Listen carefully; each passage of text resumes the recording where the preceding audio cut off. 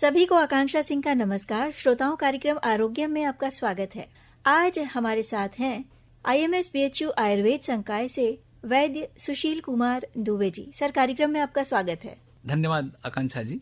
आपने आयुर्वेद जैसे महत्वपूर्ण विषय और वो भी दोष का पंचकर्म से क्या संबंध है, इन सब विषय पे आपने एक कार्यक्रम आयोजित किया। इसके लिए आकाशवाणी को हमारा ढेर सारी शुभकामना और धन्यवाद। कैसे महत्वपूर्ण बिंदुओं को आरोग्यता मतलब रोग होने ही न देने का प्रयास करे, इस पे बात करता है, चर्चा करता है। सर, आयुर्वेद चिकित्सा पद्धति जो है उसमें जब हम पंचकर्म की बात करते हैं तो क्या ये एक दूसरे से जुड़ी हुई हैं? चूंकि देखिए, जो आयुर्वेद के बारे में भ्रांतियां बहुत ज्यादा फैलाते हैं लोग, और हमें लगता है ना कि उसका मूल कारण है कि कई आचार्य भी हमारे पहले बता चुके हैं, आचार्यों में भी, कि एग्जैक्टली सबसे पहले तो जो आयुर्वेद का कहते हैं कि अनुभवजन्य ज्ञान परामर्श, तो जिसको अनुभव हो उसे ही परामर्श देने का अधिकार प्राप्त होता है जी। तो जो आयुर्वेद का पढ़ा हुआ डिग्री वाला हो, चाहे वो UG किया हुआ हो चाहे PG किया हुआ हो, उसके बाद में ही उसी से ही आपको राय लेकर के आगे समाज में फैलाना चाहिए। आजकल देखते हैं कि जो सोशल मीडिया यूनिवर्सिटीज जो हैं, वो सोशल मीडिया यूनिवर्सिटी कुछ भ्रांतियां फैला देती है कि ये जादू हो रहा है, ये हो रहा है, जबकि हमारे यहाँ एक एक बिंदु पे स्पेसिफिक पूरा वैज्ञानिक आधार पे चर्चा की गई है। अब आयुर्वेद का जो अगर देखेंगे तो सिंपल सा उसके शब्दों में ही उसका अर्थ छिपा है कि आयु का जो वेद हो, आयु का, अब वहां पे कहेंगे कि आयु मतलब एज, बट आयु एज नहीं है। आयु तुम्हारे यहाँ कहा गया कि शरीर इंद्रिय सत्व आत्मा संयोगे धारी जीवितम नित्यंगस्य बंधस्य पर्याय रुचते। अर्थात जो हमारे शरीर को, जो इंद्रिय को, आत्मा और मन को, चारों को जो ठीक करे, और वेद का मतलब है विद ज्ञाने विद लाभे विद सत्ता, इन चारों पार्ट को जो ठीक करे, लाभ कराए, जो इनकी सत्ता स्थापित कराए, उसे हम आयुर्वेद कहते हैं। ये नहीं कि एक रोग हुआ तो दर्द खत्म हो गया। ये चारों, अब अगर आपका दर्द खत्म होगा तो चेहरा मुस्कुराता हुआ मिलेगा, चेहरे में तेज रहेगी, मतलब आत्मा और मन दोनों आपका प्रसन्न होकर मिलेगा। ये आयुर्वेद होता है। क्योंकि पंचकर्म का जो चिकित्सा, जैसा आपने महत्वपूर्ण बिंदु उठाया, तो पंचकर्म चिकित्सा को आधी चिकित्सा कही गई है, हाफ ट्रीटमेंट। अब अक्सर गाँव में, समाज में आप सुनती रही होंगी शुरू से ही कि भाई आयुर्वेद की दवाई करने से रोगवा जड़ से खत्म हो जाता। अब रोग जड़ से खत्म हो जाता, एक उद्देश्य है कि जो हमारे शरीर के छिद्र हैं, उन छिद्रों के तहत जो बॉडी में, अब होता क्या है ना कि अगर आप कोई किसी आदमी को दो तरह से ठीक कर सकती हैं। कोई एक आदमी एक घर में बैठे हुए हैं, तो एक आदमी खुरापात कोई कर रहा है तो उसको डांट उठ करके शांत करा सकती हैं। उसको बोलते हैं समन चिकित्सा, मतलब रहेगा खुरापातों करता रहेगा। दूसरा होता है कि तुरंत उसको डांट के बाहर निकाल दिया कमरे से। तो शरीर से जो बाहर निकाल देने की व्यवस्था है बिगड़ेल दोषों का, वो है आपका पंचकर्म। तो जब बाहर निकल जाएगा तो दोबारा खुरापात नहीं कर पाएगा। इसलिए आयुर्वेद का हमारा पंचकर्म आधी चिकित्सा है, और उस पंचकर्म आधी चिकित्सा के द्वारा शरीर से दोषों को बाहर निकालने की व्यवस्था है। और चूंकि दोष ही रोग के कारण होते हैं। जी, बड़े ही सरल शब्दों में सर आपने ये बात समझा दी। पंचकर्म और नाड़ी चिकित्सा जो है वो भी क्या एक दूसरे से जुड़े हैं, पूरक है एक दूसरे के? Exactly madam. तो नाड़ी का जो उद्देश्य है, नाड़ी से दोषों की गति के बारे में जानना। नाड़ी का मतलब हुआ नाद और नादी। नाद मीन्स होता है शब्द, वर्ड्स। नाद मीन्स शब्द, नादी मीन्स हर्ट। तो दिल के शब्द को समझने की जो व्यवस्था है वो नाड़ी है। अब जो दिल के शब्द में देखेंगे, चूंकि हृदय चेतना स्थानम, हृदय में हमारे आत्मा होता है, तो सबसे पहले आत्मा को मालूम होता है कि गलत शरीर में कुछ हो रहा है कि नहीं हो रहा है। इसलिए वो नाड़ी हमारी जो विधा होती है, तो नाड़ी से एग्जैक्टली हम दोष का पता कर लेते हैं। जो आपके 5 महाभूत शरीर में है, चूंकि 5 महाभूत से शरीर बना है और 5 महाभूत से आपके खाना बने होते हैं, तो खाना और शरीर का 5 महाभूत से ही संबंध होता है। ये 5 जो महाभूत हैं, इन 5 महाभूतों को 3 खंभे के रूप में बना दिया गया है शरीर में। तो जो आकाश और वायु ये महाभूत है, इससे हम बात दोष को बना देते हैं। एक खंभा हमारा जो बात दोष मतलब gaseous combination of the body. दूसरा आपका जल और अग्नि से मिला करके हमने पित्त दोष को बना दिया, तो liquid state of the body. और तीसरा आपका जल और पृथ्वी दोष, ये बनाया कफ। दुनिया में 3 चीज से चलती है पूरा दुनिया, गैस, लिक्विड और सॉलिड। वही गैस, लिक्विड, सॉलिड आपकी हो गई वात, पित्त और कफ। तो अब बॉडी जब तीनों बनी हुई है, तो यही 3 बढ़ेगा या 3 घटेगा। अगर ये तीनों नॉर्मल है, और इन तीनों को नाड़ी के द्वारा हम चेक करते हैं, इसीलिए 3 फिंगर का हम उपयोग करते हैं। देखिए क्या, अनामिका, आपका जो तर्जनी, मध्यमा और अनामिका, इन 3 फिंगरों में देखिए 3-3 का जो कॉम्बिनेशन बना है, ये कॉम्बिनेशन 3 खंभे आपके बता देते हैं कि बिगड़ा क्या शरीर का पार्ट है, यानी दोषों को पकड़ा जाता है। पकड़ा जाता है। अब वो दोषों में अगर आप देखेंगी, इन दोषों का क्या होता है कि आपका जो दर्द जो नहीं होती है वो गैस से होती है जी। टेम्परेचर जो होती है वो पित्त से होती है, और इन्फ्लेमेशन जो होती है वो कफ से होती है। सूलम नरते अन्नम ददाहम पित्तक क्षोभम कफोदयात्। इसलिए नाड़ी परीक्षा का बहुत इंपॉर्टेंट रोल होता है बिगड़े हुए दोष को पता करना कि उस दोष को हमें मार के दबा देना है या उस दोष को बाहर निकाल देना है। सर, हमारे श्रोताओं के भी कुछ प्रश्न हैं, तो ये पहली कॉल हम ले लेते हैं।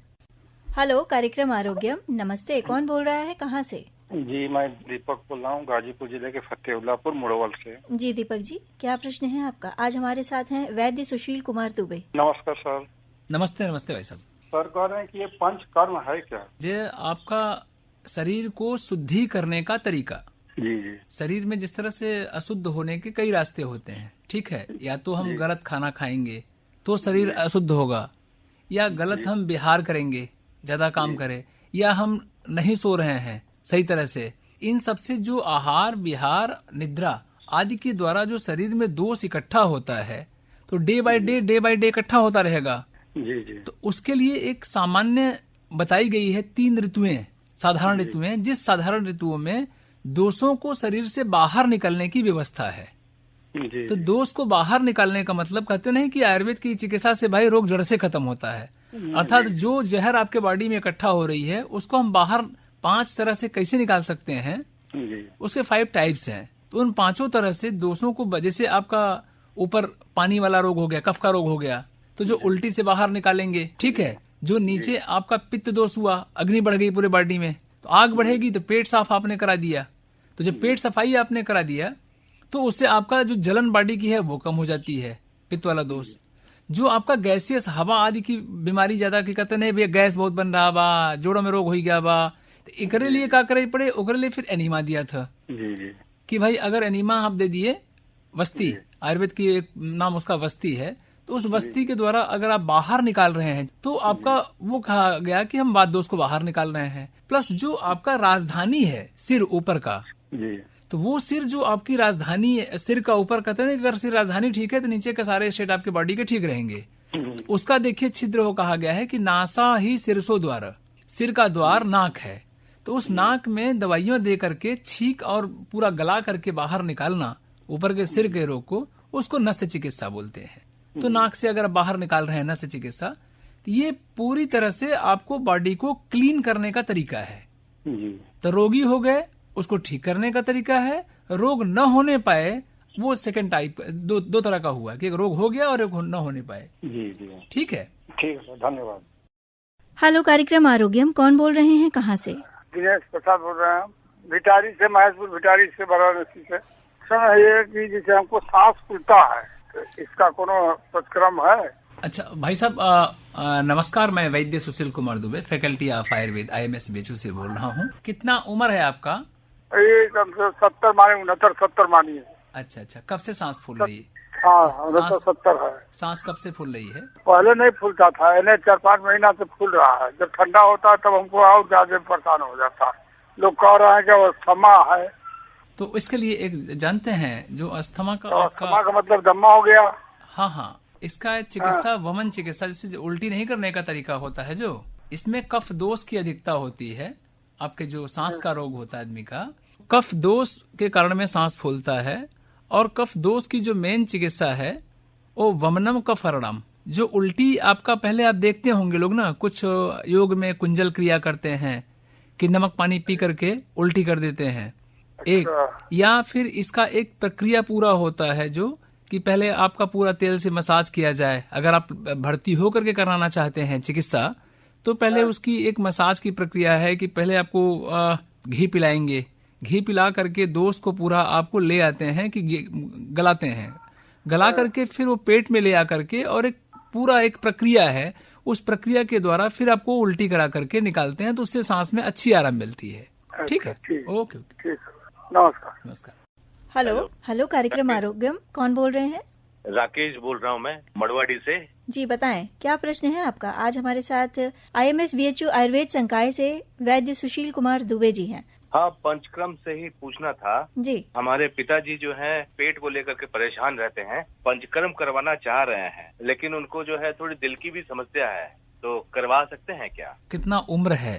60 साल से ऊपर है, 60-62 साल है उनका। तो ज्यादा उम्र पे तो उसका मृदु जो भी हम करते हैं कि मृदु, मध्य और एक तीक्ष्ण, हम जो जैसे कोई भी हम काम करेंगे तो एक सॉफ्ट करते हैं, एक मीडियम में और एक हार्ड में करते हैं, जो इसका पंचकर्म की हमारी विधा है। तो जो बुजुर्ग आदमी होते हैं उनको सॉफ्ट करना होता है कि जिससे उनके ऊपर नुकसान न हो, और अब पेट की सफाई करनी है तो ज्यादा पेट की सफाई आप नहीं कर सकते, उनको हल्का पेट की सफाई करने के लिए कहा जाता है कि जिससे उनके बुजुर्गियत पे और उनके दिल और पेट के रोग पे परेशानी न हो। लेकिन मृदु देने में आपको लाभ मिलेगा। जैसे आपका पेट की बीमारी है तो पेट का बीमारी का स्पेशली जो पेट की बीमारी के लिए कहा जाता है कि भाई पेट पित्त के कारण में, पित्त का स्थान पेट में है और पित्त को ठीक करने का खाली पेट साफ करना ही दवाई होती है। तो पेट साफ करने की अगर दवाई देते हैं तो दोनों पे आपको लाभ मिलेगा। चूंकि जो विरेचन से हम कर रहे हैं तो पित्त दोष पूरे बॉडी में होता है, तो जहां पे भी आप निकालेंगे तो पूरे शरीर को ठीक करता है। हमारे यहाँ कोई स्पेसिफिक नहीं है कि एक रोग पे ठीक करेगा। अगर आपने पित्त को बाहर निकाला तो 40 रोगों पे फायदा होगा। अगर आपने वात दोष का पंचकर्म कराया तो 80 रोगों पे फायदा होगा। अगर आपने कफ को दोष को निकाला तो 20 रोगों पे फायदा करता है वो। तो ये नहीं कि स्पेसिफिक डिजीज पे काम करता है, क्योंकि जो इकट्ठा आपका मेन जड़ है उसी जड़ को ही आप निकाल दे रहे हैं। तो इसलिए मृदु आप उनको दे सकते हैं विरेचन, उससे लाभ मिलेगा। अच्छा, उनका स्टेंट लगा है तो कोई दिक्कत तो नहीं होगा अगर करवाएं तो? नहीं, ऐसा नहीं। मृदु डॉक्टर से जो चिकित्सक के परामर्श से लेंगे, और विशेषज्ञ से बीएचयू के बड़े प्रोफेसर हैं या स्पेशलिस्ट हैं, तो सब ध्यान दे करके कराते हैं जी। क्या ऋतुओं को ध्यान में रखकर भी पंचकर्म चिकित्सा पद्धति में उपचार किया जाता है? एग्जैक्टली। चूंकि जो 6 ऋतुएं हैं, 6 ऋतुओं को हम लोग जो बच्चों को पढ़ाते सिखाते हैं जी। बच्चे आजकल का मॉडर्न बच्चे हैं, अब आते हैं तो कंफ्यूज करते हैं, तो उनको ट्रिक में पढ़ाते हैं कि हम अपना भैया कहाँ रहते हो, तो कहते हैं काशी में। तो हम कहते हैं शिव जी बसे हैं काशी में। तो शिव जी, सी मतलब शिशिर, व मतलब बसंत, जी मतलब ग्रीष्म, ब मतलब वर्षा, स मतलब शरद, हे मतलब हेमंत। शिव जी बसे हैं काशी में। तो ये आराम से लोगों बच्चों क्या होता है कि भाई 6 ऋतुएं हैं और 6 ऋतुओं का जो उद्देश्य होता है ऋतु में, अगर आप जैसे इस समय चल रही हैं शिशिर ऋतु से जी, तो शिशिर में हमारा कफ का, सॉलिड दोष का इकट्ठा होता है, संचय होता है। कफ का मतलब जो कफ जल और पृथ्वी से बना हुआ है, तो जल की मात्रा जल और पृथ्वी से बनी होती है। तो बॉडी क्या काम करती है कि गर्मी आने वाली है, तो जब गर्मी आने वाली है तो शरीर इकट्ठा जल करने लगती है बॉडी में अपने। जो जल इकट्ठा हो रहा है उसी को हम कहते हैं कफ का संचय हो रहा है, मतलब कफ इकट्ठा हो रहा है दोस्त बॉडी में जी। फिर जब बसंत ऋतु चल रही है जो इस समय, ये देखिए कि बसंत ऋतु में आपका कफ का प्रकोप चल रहा है। तो जब कफ का प्रकोप मतलब अब इकट्ठा बॉडी में खूब पानी भर लीजिए, गर्मी आने वाली है, वरना बॉडी डैमेज होगी, बॉडी में आपका डिहाइड्रेशन होगा। तो इसलिए शरीर नेचुरली ऋतु के अनुसार बॉडी अपने इकट्ठा करने लगती है पानी। उसी तरह से जब आगे आप जाएंगी वर्षा शरद हेमंत में, तो वर्षा में पित्त का आग इकट्ठा करती है बॉडी, चूंकि ठंडी आने वाली होती है, उसी को हम पित्त दोष बोलते हैं। तो पित्त का संचय होगा वर्षा में, प्रकोप शरद में होगा, और ग्रीष्म वर्षा शरद में गैस इकट्ठा होता है बॉडी में। तो जो प्रकोपक काल है ऋतु का, जैसे आपका वसंत हो गया, आगे वर्षा हो गई वात के लिए, और शरद हो गई पित्त के लिए। इन ऋतुओं में ही दोषों को अगर निकाला जाए तो ज्यादा लाभकारी होता है कि ज्यादा इकट्ठा न होने पाए, बॉडी से ज्यादा मात्रा में इकट्ठा होंगे तो उनको बाहर निकाल दीजिए। क्या यही कारण है कि जैसे इस समय जो मौसम बदल रहा है, ठंड कम हो चुकी है और धीरे धीरे ताप बढ़ रहा है, तो कई व्यक्तियों को ये भी दिक्कत होती है कि जैसे जैसे ताप बढ़ता है वैसे वैसे शरीर में एसिडिटी की समस्या, खासकर सवेरे के समय, या भूख कम लगना, शरीर में जलन होना, ये समस्याएं बढ़ती जाती हैं। ये क्यों और क्या उपाय है सर? क्योंकि देखिए आगे जब बॉडी में पानी इकट्ठा होगी तो अग्नि को कमजोर करेगी, उसी को हम कहते हैं विदग्ध अम्ल। जो आपका एसिड निकल रहा है उस पे पानी इकट्ठा ज्यादा होना शुरू हो गया, अब ज्यादा पानी इकट्ठा शुरू हो गया, उसमें आपने सोना और शुरू कर दिया देर तक, सोने से कफ और बढ़ता है। तो अगर आप सुबह उठने का जो अगर नेचुरल आप देखेंगे सर्काडियम में, तो जो ही आप कफ बढ़ने लगता है सुबेरे, तो तुरंत आप उठ करके दौड़ना शुरू करी, तो kapha is inversely proportional to vata, जो गैस जी। तो गैस पानी को मेंटेन कर देता है तुरंत कि पानी ज्यादा इकट्ठा न होने पाए। लेकिन आप और सो रही हैं तो कफ स्क्वायर हो गया, दुगना बढ़ जाएगा। और जब कफ स्क्वायर हो गया तो स्वाभाविक ही कि आपकी खाना पचाने वाली क्षमता कम होगी और उससे एसिडिटी गैस्ट्राइटिस शुरू करेगा। उसमें वही करना चाहिए कि एटलीस्ट पहले हम सुबह उठें, और सुबह उठने में देखिए आपको कहा गया है ना कि ब्रह्म मुहूर्त, तो ब्रह्म मुहूर्त का तात्पर्य हुआ सूर्य उगने के 48 मिनट पहले। आप अगर उठ करके आप नेचुरली दौड़ना या कोई वॉक करना शुरू करते हैं तो कम से कम कफ का मात्रा बढ़ेगा नहीं और उस पानी से अग्नि हमारी कमजोर नहीं होगी, और अग्नि कमजोर होने के कारण में आपकी एसिडिटी नहीं होगी। और अगर एसिडिटी हो गई पानी की मात्रा, इसीलिए देखिए कई लोग, हम आचार्य और लोगों को देख रहे हैं कि वो लोग क्या काम करते हैं, नेचुरली अपना सिंधा नमक शहद और पानी मिला करके उल्टी कर दिया, तो जो पानी ज्यादा इकट्ठा हुआ था वो बाहर निकल गया, तो उनको तुरंत जो दोष अधिकता थी वो मेंटेन कर गया, उनको मिल जाता है आराम। जी जी। इसके अलावा अगर औषधियों में बहुत सारी जो औषधियां हैं, तो मीठा है, तिक्त है, कसैला। तो जो तिक्त कसैला, तिक्त वाला नहीं, तिक्त मतलब ये नहीं कि मिर्चा वाला तिक्त है, तिक्त का मतलब हुआ कि नीम का पत्ती है, मुंह में डालते एकदम मन बिगड़ जाए, उसे कहते हैं तिक्त रस। करेला हुआ, तो ये तिक्त रस वाला, ये सब जो कफ और एसिडिटी और पानी वाली मात्रा को बैलेंस करता है। और यही कारण है कि जैसे अब नवरात्रि आने वाली है, इसमें खासकर अप्रैल के महीने में नीम की जो कोमल पत्तियां होती हैं उनको खाने का प्रावधान आयुर्वेद में बताया गया है। करेक्ट। तो अब नीम की पत्ती का जो कहा गया ना कि नीम की पत्ती अगर आप कहते हैं उसमें लेने पे तो एक तो कफ कम होगा, और कफ के कारण में स्किन डिजीज होती है, तो स्किन डिजीज से बचने का एक अच्छा तरीका होता है कि नीम की पत्ती, कोपल और काली मिर्च अगर हमने खा लिया तो कम से कम इससे बचे रहेंगे। और दोषों का दूसरा जो व्रत का प्राविधान होता है यहाँ, कि जो ज्यादा दोष इकट्ठा हो गए हैं बॉडी में, तो ये दोषों के पाचन करके खत्म करने की व्यवस्था होती है व्रत। जो आपका इधर देखिए 2 तरह व्रत होता है, यहाँ पानी इकट्ठा हो रहा है तब व्रत रखते हैं लोग, और उधर आपका जो आग इकट्ठा होगा शारदीय नवरात्र में, तो वहां पे तभी वहां व्रत रखते हैं कि दोनों बढ़ करके रोग उत्पन्न न करने पाए, उनकी मात्रा कम हो जाए, और कम होने से रोग उत्पन्न न होने पाए। जी। हेलो, कार्यक्रम आरोग्यम, कौन बोल रही हैं? जी मैं नेहा बोल रही हूँ सुंदरपुर से। जी नेहा जी, क्या प्रश्न है आपका? जी अगर कोई किडनी ट्रांसप्लांट पेशेंट है तो क्या उनका पंचक्रम हो सकता है? हाँ, अब मैडम देखिए, अगर केस की सेवेरिटी पे, अगर केस का बहुत सेवेर केस है, ठीक है, गंभीर है, तो वहाँ बचना चाहिए। जी ठीक है। और अगर पेशेंट सही कंडीशन में है तो उसको कराने में कोई आपत्ति नहीं है। सर अराउंड वो पेशेंट 60-65 के एज के हैं और उनका ट्रांसप्लांट ऑलमोस्ट 10-15 साल हो चुका है। अभी खाना पीना सोना सब ठीक है उनका? सब कुछ ठीक है, हेल्दी है, बट वो एज 65 की है, थोड़ा बहुत वो मेडिसिन पे है तो थोड़ी बहुत परेशानी होती है कभी कभी, बट ऑलमोस्ट मतलब ऐसे नॉर्मल सब कुछ बढ़िया है उनका। हाँ, तो करा सकती है। तो उससे कोई दिक्कत नहीं है उनको? नहीं, कोई दिक्कत नहीं। ठीक है, तो पूरी प्रक्रिया डॉक्टरों द्वारा, डॉक्टर जो वहाँ के आप दिखाएंगे, हाँ, जो बेचूक आप दिखाएंगे डॉक्टर को, या पंचकर्म का जो स्पेशलिस्ट होगा, तो पूरा प्रोसेस बताता है कि पहले करना क्या है, कितना करना है, कब तक करना है और कैसे करना है, तो उनके आराम से कर। अगर कंडीशन बिगड़ा हुआ होता है तो मना करते हैं।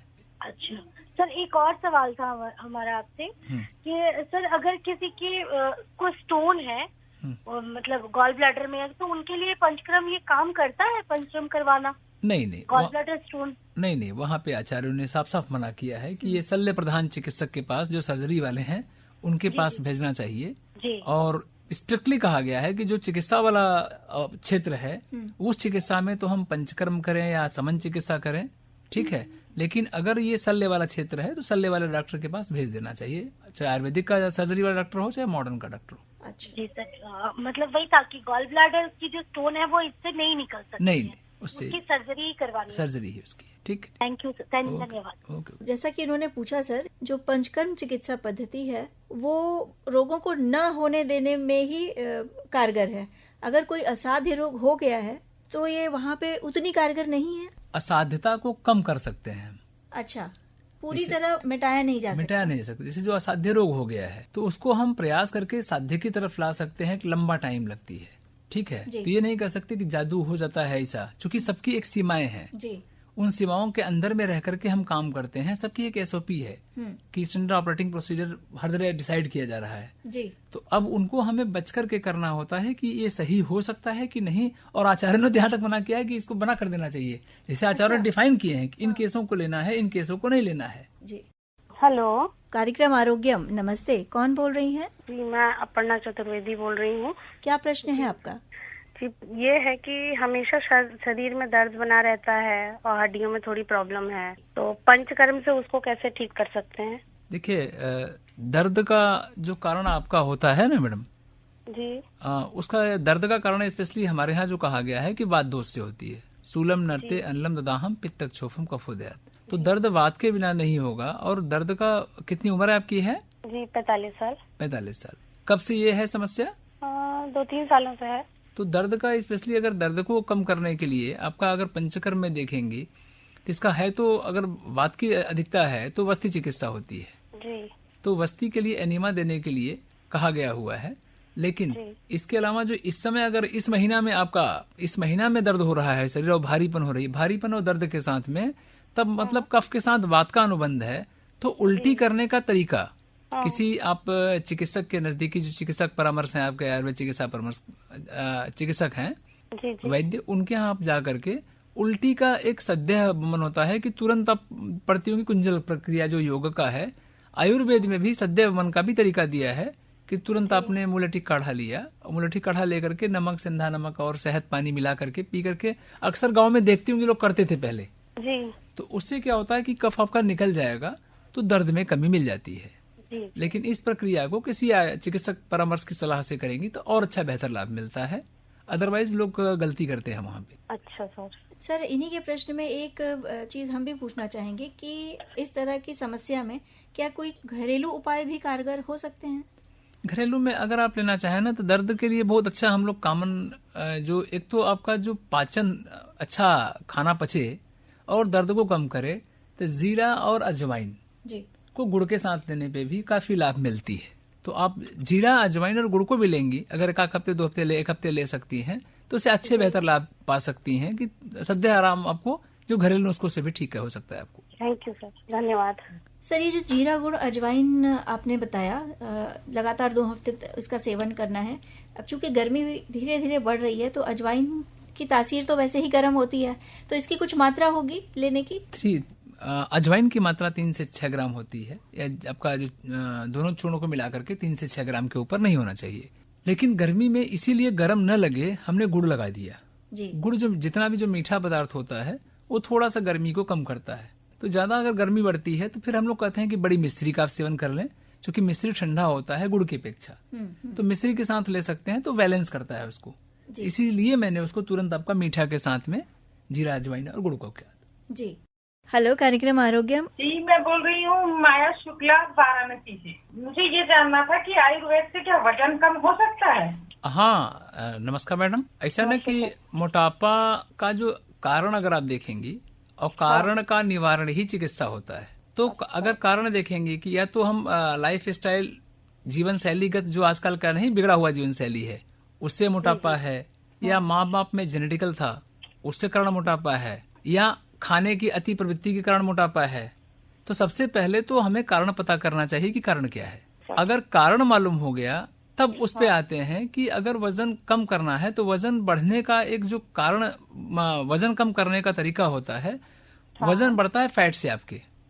मेद धातु बोलते हैं हम लोग, मेद धातु। तो मेद का जो मल होता है, एक्सक्रीटरी प्रोडक्ट, वो स्वेट होता है, पसीना। तो जब भी मेद हमारा कम होगा वो पसीना के थ्रू ही बाहर निकलेगा, या तो टट्टी पेशाब के थ्रू या फिर आपका पसीना के थ्रू निकलना है। तो पसीना जितना निकालेंगी उतना वजन कम होगा। लेकिन इसके साथ ही जो हमारा एक प्रैक्टिकल व्यक्तिगत मेरा अनुभव है उसमें एक हर्रई का पाउडर आप जानती होंगी। हाँ। तो हर्रे का पाउडर पंचकर्म में से अगर आप देखेंगी तो सद्य विरेचन, तत्काल पेट साफ करने की एक दवाई होती है वो। जी। अगर उसकी पेट साफ की दवाई लेते हैं तो पेट भी उसे साफ होता है और साथ में वजन भी कम करता है, चूंकि वो रूखा होती है, ड्राई और कर्षण। एक तो ड्राई होती है, सूखा होती है, और दूसरा पतला करने की व्यवस्था भी होता है। ऐसा पेशेंटों को आके बताते हैं लोग कि साहब इसके करने का से मेरा वजन कम हुआ।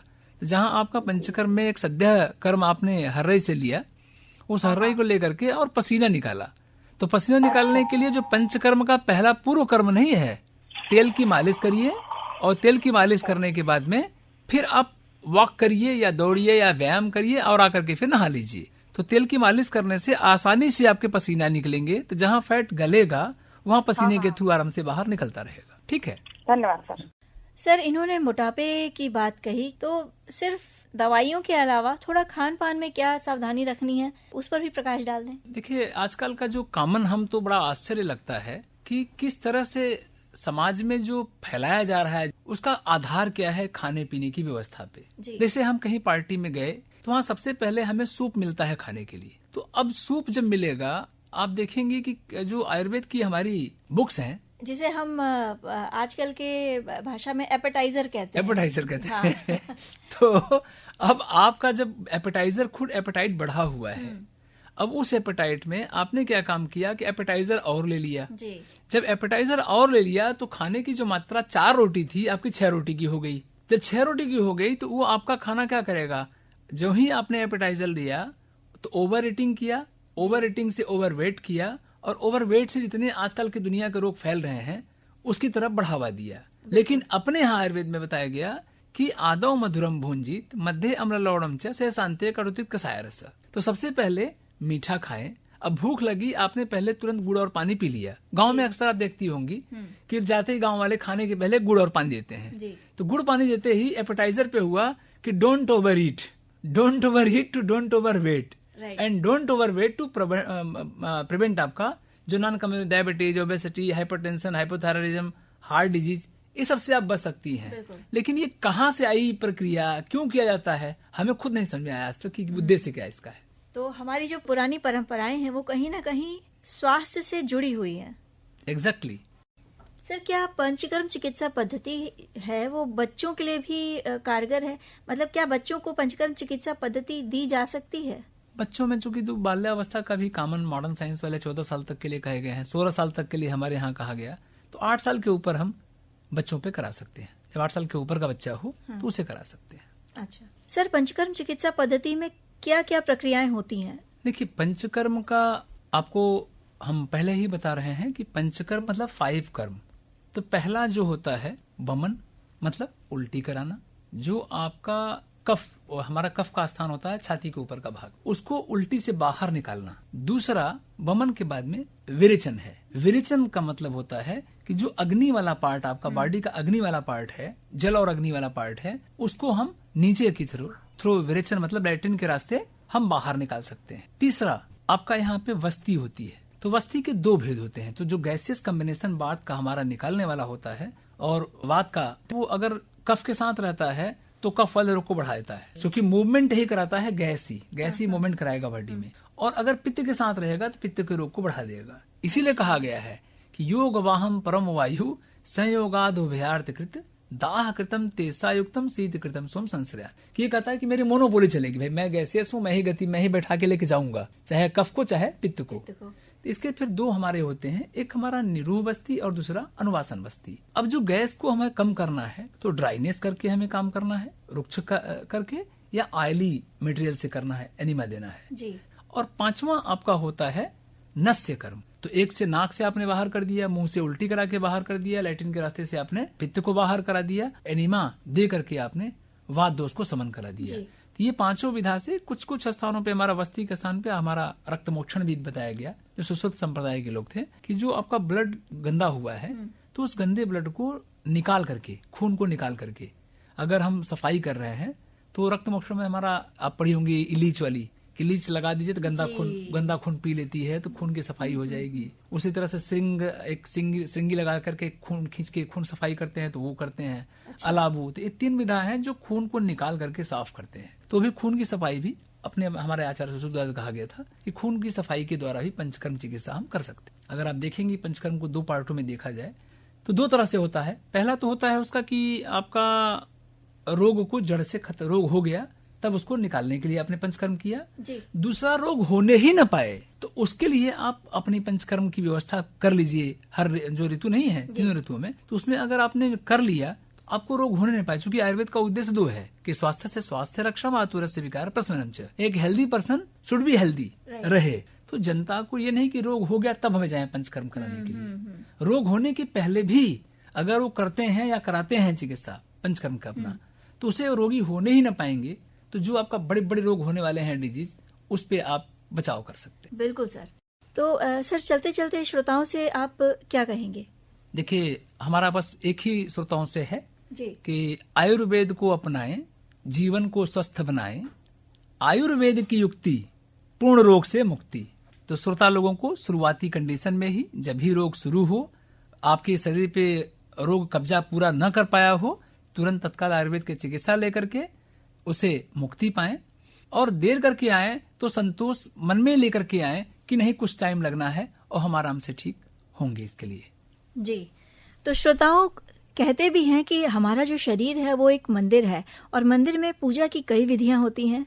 आयुर्वेद उन्हीं विधियों में से एक अति कारगर विधि है। सर, आप हमारे कार्यक्रम में आए और इतनी अच्छी जानकारी हमारे और श्रोताओं संग साझा की, आपका बहुत बहुत धन्यवाद। थैंक यू मैडम, और आकाशवाणी को मेरा धन्यवाद। श्रोताओं, कार्यक्रम आरोग्यम आज यहीं समेटेंगे। अगले सप्ताह एक नए विषय के साथ और नए विशेषज्ञ के साथ फिर होगी आपसे मुलाकात। आकांक्षा सिंह को दीजिए आज्ञा। नमस्कार।